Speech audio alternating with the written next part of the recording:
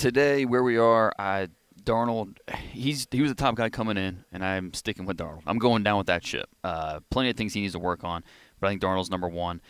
Right now I have Mayfield 2, Baker Mayfield from Oklahoma, Josh Rosen, UCLA 3, Lamar Jackson 4, and then Josh Allen 5 from Wyoming. All right, and it seems like for the Browns right now, the only names when we talk to people here on CBD around the league that we hear linked to the Browns at number one so far for us anyway, it has been your top two. It's either Sam Darnold or Baker Mayfield, who are widely different as prospects. Yep. Let's start with Darnold. What do you like about him as a prospect? And that's the great thing about those 5 names that we mentioned. There's something for everybody. Absolutely. The skill sets are so different, and that's why this combine is going to be so important for the Browns to really dive into these guys. They've seen the tape, but now they have a chance one-on-one, find out who the person is, find out how much do they know. How much does that match the tape?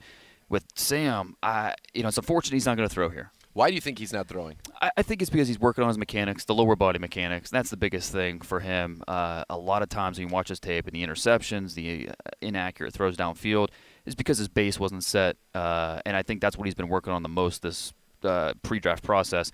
I think he's not ready to unleash that yet. And, we can go over the large number of names that have come to the combine, not thrown. Sure. Still top picks, still playing in the NFL just fine. So it's not a big deal.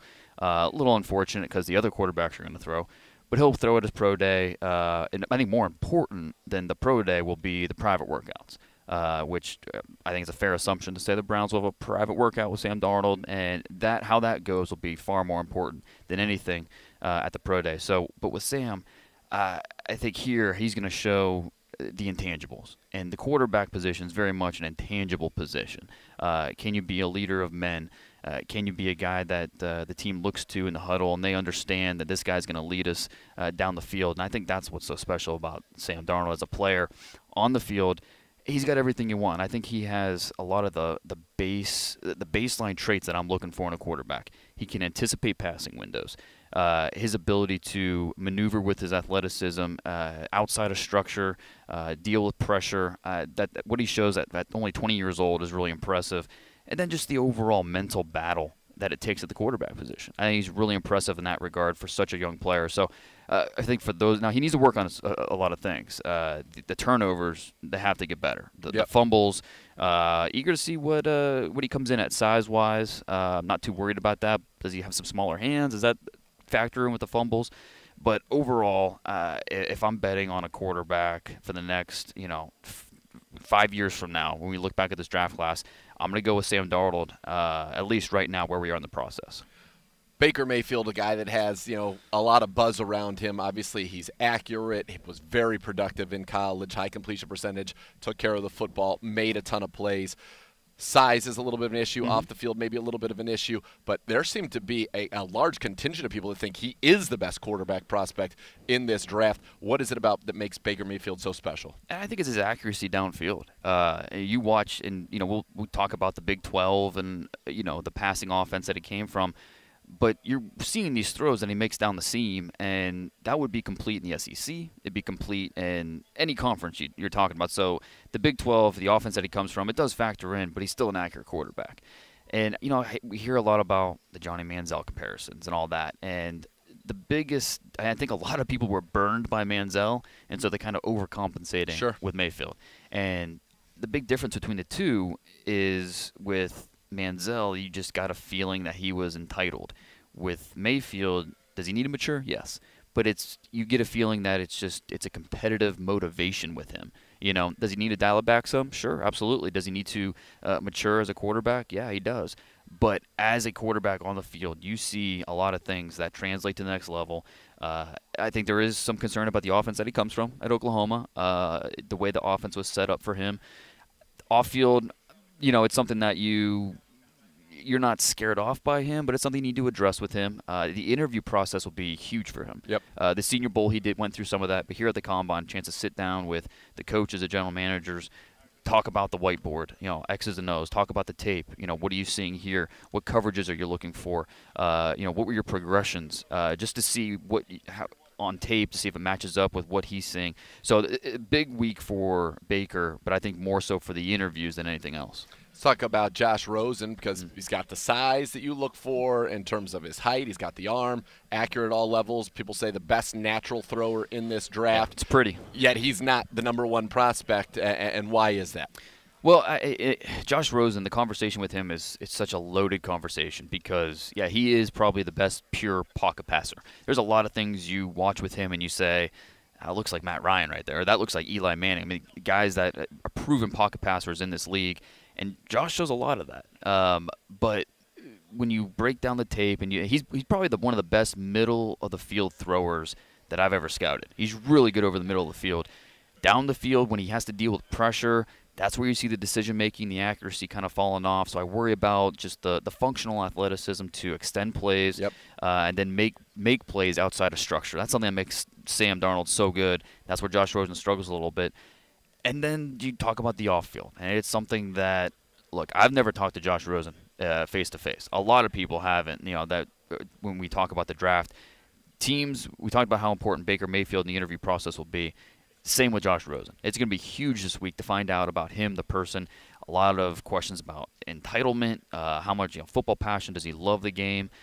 And it's going to be questions he has to have answers to. And if I'm a general manager, I'm going to push him a little bit. I'm going to challenge him. I'm going to make him convince me that, yes, I love this game. Yes, I want to be your quarterback. And hopefully he can respond that way because a lot of people doubt that. I talked to one general manager at the Senior Bowl who I asked him about Rosen, and he told me whenever you're in a room with Josh Rosen, he automatically assumes he's the smartest person in there. That's just kind of the way he's wired. And that type of arrogance, I'm not going to lie, you kind of want that from a quarterback, but not if it rubs people the wrong way. Right. Not if you go into the locker room and you don't have the respect of your teammates, especially the veterans. If the coaches are trying to teach you something and you think there's a better way of doing things, he's not going to be for everybody. So it's going to be fascinating with Josh Rosen. Not everybody's going to have him on the draft board, but you know what? If he nails the interviews, absolutely, he should be in consideration. The Browns need to do a lot of homework on him to figure out if he could be the guy. How important are the medicals for Josh Rosen? Because there seems to be concern about his ability. If you're going to draft the guy that high, he's supposed to play 16 games for you year after year after year, and that seems to be an issue for Josh Rosen. Missed half of last year, the second half, with a slight tear in his throwing shoulder, so check on that. And then 2 concussions this past year. Missed some time with that. So absolutely, that's part of. That's a big reason why we're all here. That's why the combine exists, is the medicals. A chance for all the prospects to come here and MRIs, get through the training staff, and it's something that's an important part of it. Especially with Rosen, who's not the most athletic guy. He's not. And you look at his frame, he's tall, but it's a little slight. Yeah, and so he doesn't have the most body armor on his frame, so we withstand that type of punishment of a Big Ben or a guy like that. So that's absolutely a big part of his draft evaluation, is getting a clean bill of health from the trainers and the medical staff. By the way, I like that you think Lamar Jackson's a quarterback. I know that there's, for some reason, controversy about this. Shouldn't be. There shouldn't be, right, obviously. Lamar Jackson, what does he need to do to be a first-round pick? Because there are a lot of people that certainly think he can be a first-round pick in this draft. Well, he's a first-round athlete. I don't think there's any question about that. He's a special athlete. And the big question will be, I guess the trouble I have with him is when you watch his tape, you get excited a lot of times, but usually it's when he's using his legs. And it's not to say he's a bad passer. He's just undeveloped right now. But talent, he's got a very strong arm. Oh, a flick of the wrist, easy Mike arm Vick. strength. Yeah, it's a right-handed Mike Vick. I think that's when you project him out, that's what you think he can be in the league. And so if you have to change your offense a little bit for him. You have to kind of utilize that athleticism. So you include some RPOs. You include some zone plays where he's going to be able to use that athleticism that he has. I'm eager to see what he weighs in at. Is he 210 pounds? Is he 215? He doesn't look – he's very slim. He doesn't have the biggest build. And to his credit, he stayed healthy at Louisville, taking all those hits. But taking hits in the NFL is a different story. We'll see what he weighs in at. Another guy that doesn't have the most body armor on his frame. Accuracy downfield, decision-making downfield. Can he develop in those 2 areas?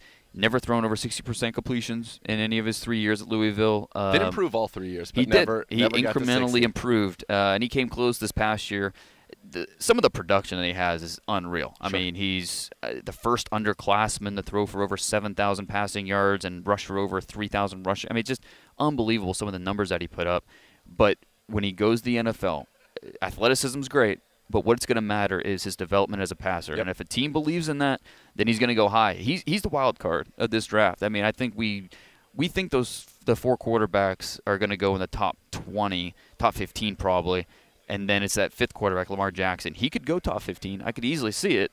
I could also see him fall into the late 1st, even the early 2nd round, just because a team has to fully buy in to who he is as a quarterback, and are you going to adjust your offense to fit, which I think is absolutely it's possible. I mean, you look what the Houston did last year with Deshaun Watson. A team could do that with Lamar Jackson. So this week in the combine with big form, first with the measurements, and then we expect him to perform well in the agility in the position drills. How he throws will be important as well. Let's talk about Josh Allen briefly. Who did you like better as a prospect or grade higher, Josh Allen or Deshaun Kaiser? They're similar in ways. I think with Josh Allen, he's just more special from a physical standpoint.